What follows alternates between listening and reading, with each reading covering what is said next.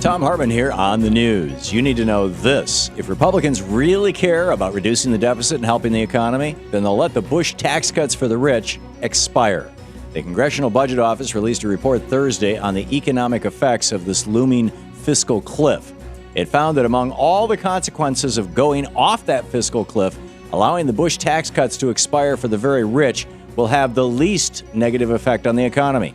Extending all the Bush tax cuts for everyone will boost U.S. GDP growth by 1.5%, whereas extending all the Bush tax cuts for everyone except those making more than $250,000 a year will boost GDP growth by 1.25%, meaning they have a negligible effect on economic growth beyond just giving millionaires a couple $1,000,000 for their bank accounts. Mitt Romney did his best to protect tax cuts for millionaires and billionaires like himself, but in the end, Democrats clearly want a mandate on Tuesday to raise taxes on the rich.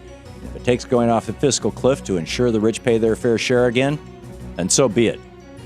In screwed news, there are reports that the notorious manufacturing company Foxconn, known for abusing workers to produce Apple products in China and Taiwan, is looking to open up factories in the United States. At Foxconn factories overseas, workers endure 12-hour shifts in atrocious factory conditions and are forced to live in crowded dorms with fellow co-workers. Workers routinely fall ill from chemicals, and 17 workers have killed themselves over the past 5 years. Nets are installed around the factory to catch people who jump out of the windows or off the roof. And now Foxconn may be coming to the United States, where Americans are desperate for jobs. While we do have better labor standards than developing nations, Republicans are working to scrap protections for workers and have declared everything from workplace safety laws to minimum wage laws unconstitutional. If Republicans get their way, then America will be the new home to sweatshop labor.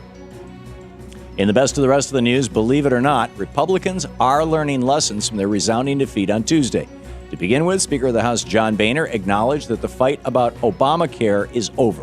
According to ABC News, when asked about future prospects of trying to repeal Obamacare in the House, Speaker Boehner accepted that the fight was over, saying, quote, "The election changes that. Obamacare is law of the land," end quote. Though he did later backtrack from those comments. But on the issue of immigration, Republicans are drastically changing their position now that President Obama won 75% of the Latino vote. Several prominent Republicans, including Speaker Boehner, former Governor Haley Barbour, Senator Jerry Moran, and even Sean Hannity, have called for a more moderate immigration stance within the Republican Party post-election, including a pathway to citizenship for undocumented immigrants currently living in the United States. Republicans must accept the fact that comprehensive immigration reform is supported by the majority of Americans. Republican House Oversight Committee Chairman and former small-time crook Darrell Issa has launched witch hunt after witch hunt against the Obama administration since taking the gavel in 2011. But now someone may be investigating him. The organization Citizens for Responsibility and Ethics in Washington, or CREW, is accusing Issa of again violating House ethics rules. Days after the election, Issa used his committee's resources to upload a YouTube video attacking the president over State Department dinner spending. As CREW asserts, the ad had nothing to do with Issa's work on the Oversight Committee and was a blatant attack ad against the president. According to ethics rules, committee resources, which are funded by taxpayer dollars, cannot be used for political campaigns.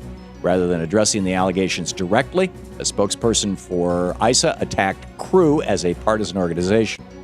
What's the point of government oversight when the guy in charge is himself a crook and a liar?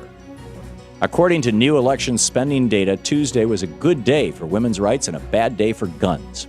The Sunlight Foundation is reporting that Planned Parenthood political organizations spent 98% of their money this election cycle on winning candidates. On the other hand, NRA political organizations spent just 1% of their money on winning candidates. However, it's not all bad news for the NRA. With another 4 years of the Obama presidency, right-wing crazies claiming guns will be confiscated will spur a lot more gun sales. Already, gun manufacturers like Smith & Wesson are seeing their stocks soar.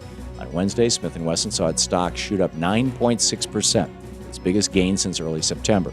Ironically, in reality, President Obama has expanded gun rights during his first term in office. And finally, Karl Rove has a lot of splaining to do. The world watched on Tuesday night as Rove desperately tried to deny the math showing President Obama won re-election.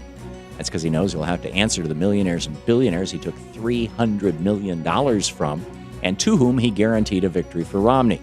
Rove continued his explanation tour, in a recently published op-ed for the Wall Street Journal, blaming Obama's re-election on everything from Hurricane Sandy to New York Times editors to hotel employees who may have filmed Romney's infamous 47% comments. The one person he didn't blame in the op-ed was, guess who? Himself. Rove thought he could buy the election this year, but ultimately organized people overcame organized money. We should all be proud of this and acknowledge that when election time comes around again, Rove and his oligarchs will try even harder and spend even more to win one for the billionaires, which is why we should amend the Constitution to reverse Citizens United. Go to movetoamend.org.